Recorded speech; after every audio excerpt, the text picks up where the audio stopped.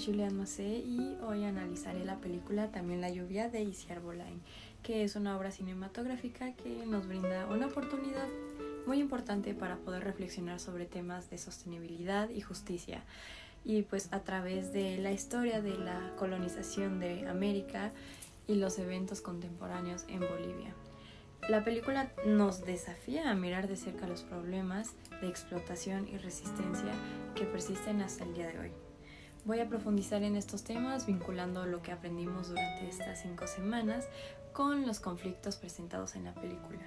Comenzaré con el análisis del título y el mensaje de la película, que es También la lluvia. El título es simbólico y poderoso, ya que representa la apropiación y la mercantilización de los recursos naturales más esenciales.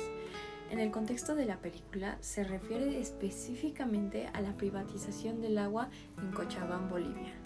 La directora utiliza este título para ilustrar cómo incluso los recursos más básicos y vitales, como el agua, pueden ser objeto de codicia y control. La verdad es que la película nos lleva a reflexionar sobre la continuidad de la explotación desde la era de la colonización hasta nuestros días. El título nos dice que la opresión no ha terminado, simplemente ha tomado nuevas formas.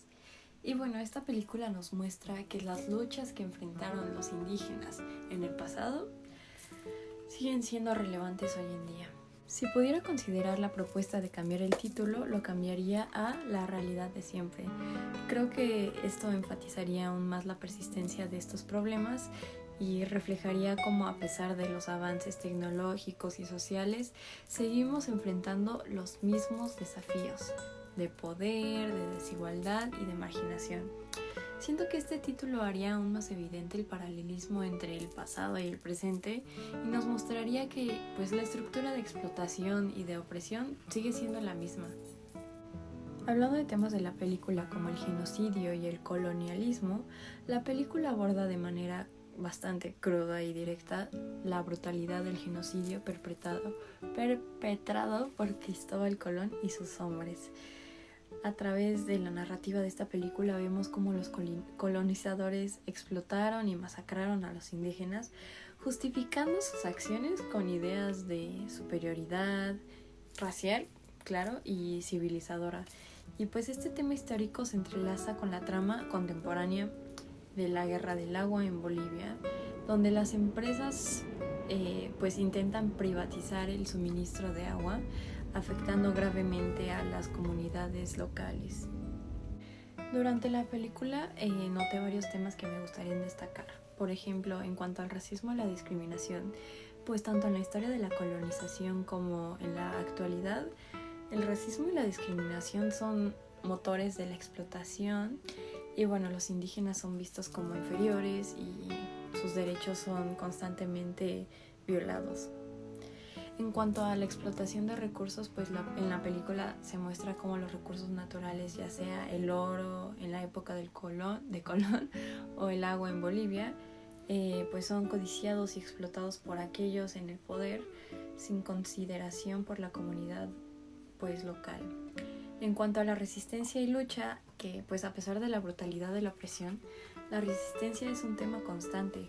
Los indígenas lucharon contra los colonizadores y en la actualidad las comunidades bolivianas se levantan contra la privatización del agua.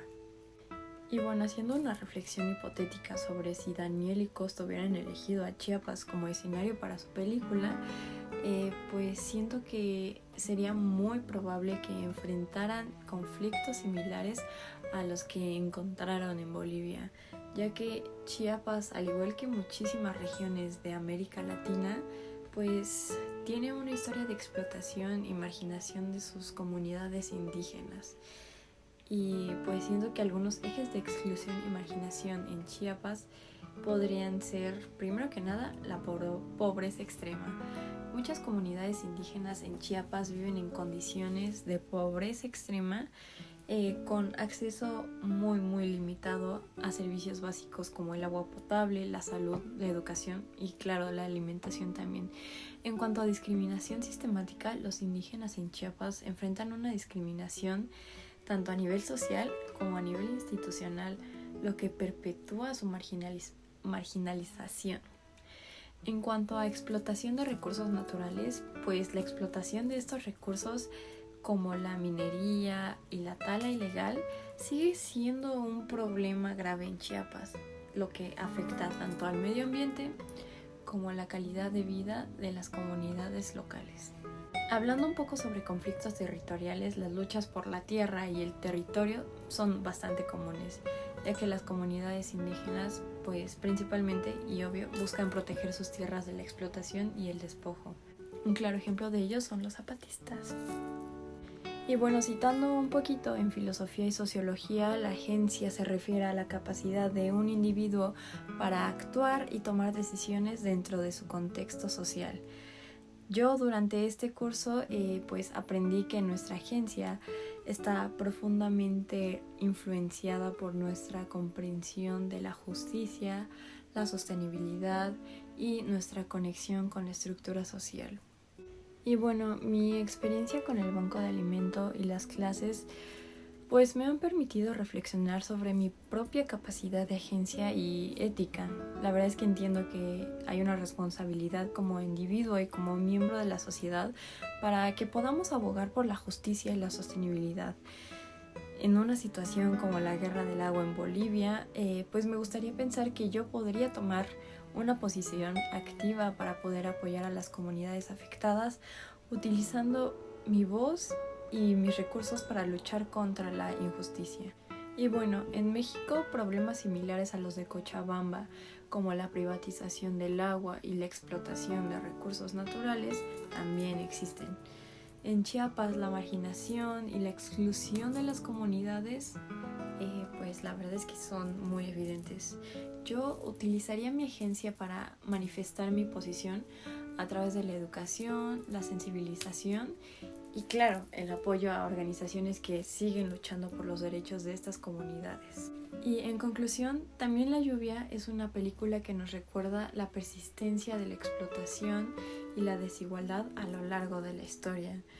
Esta película nos desafía a reflexionar sobre nuestra responsabilidad y nuestra capacidad de agencia por un mundo más justo y sostenible.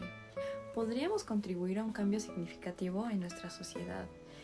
Y la verdad es que yo me quedo muy agradecida y muy contenta de haber vivido todo lo que viví a lo largo de estas 5 semanas y esta película solo afirmó mis ganas de querer luchar por un cambio.